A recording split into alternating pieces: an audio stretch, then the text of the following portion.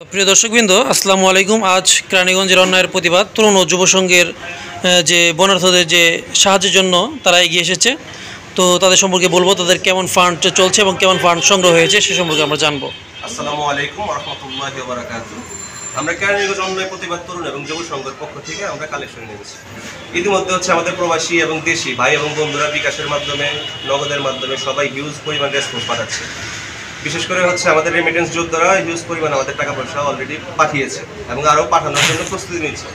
এবং পরবর্তীতে আজকে সকাল থেকে আমরা যারা নাকি স্থানীয় আছি, রোহিতপুরবাসী, ঠিক আছে, রোহিতপুরবাসী, আমরা রোহিতপুর বোর্ডিং মার্কেট থেকে শুরু করে এবং রোহিতপুর বাজার পর্যন্ত এর মধ্যে আমরা কালেকশন করেছি। এবং এর মধ্যে ছিল Rohitpur general hospital, popular hospital, তারপরে গিয়া বাংলাদেশ সিটি হসপিটাল, তো সব হসপিটালের মধ্যে আমরা গেছি।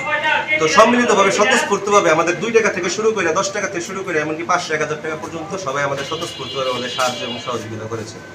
তো দেশের এই ক্রান্তির লগ্নে আপনারা যারা আছেন সবাই আমাদের সাথে সম্মিলিতভাবে কাজ করুন, সবাই এগিয়ে আসুন, আমরা সবাই দেশের জন্য কাজ করি সম্মিলিতভাবে। আমাদের এই কেরানীগঞ্জ অন্যায় প্রতিবাদ তরুণ এবং যুব সংঘ, এখানে আমাদের বস্ত্র আছে, এখানে আমাদের এখানে বস্ত্র আছে এবং অন্যান্য ভাই এবং বোনেরাও আমাদেরকে বস্ত্র পাঠাচ্ছে।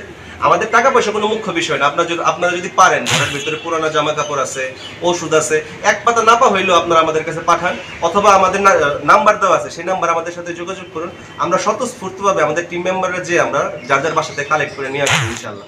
কেরানীগঞ্জের যে স্থানে থাকুন আপনাদের জাস্ট আমাদেরকে জানান যে আমার বাসায় কাপড় আছে, বা আমার এই জিনিসটা আছে, বা আমার ঘরে 1 কেজি মুড়ি আছে, ঠিক আছে, যা আছে। আমাদের টাকা পয়সা কোনো মুখ্য বিষয় না ভাইয়া। তা আপনারা যেভাবে সহযোগিতা করতে পারেন সেভাবেই আমাদেরকে করেন। আমরা আশা রাখি আমাদের আলোচনা আরো সামনে আগাবে। আমরা হয়তোবা এই সপ্তাহের মধ্যেই আমরা ঘটনাস্থলে আমাদের টিম মেম্বার সেখানে উপস্থিত থাকবে এবং সহযোগিতা আমরা সবাই মিলে কাজ করবো। হেমেল কি বলতে চাও, বলো। আপনারা যেখান থেকে পারেন, যতটুকু পারেন সহায়তার হাত বাড়িয়ে দিন, কারণ এখন দেশের একটা খুবই খারাপ পরিস্থিতি চলতেছে। তো আপনাদের কাছে অনুরোধ, আপনারা এগিয়ে আসুন।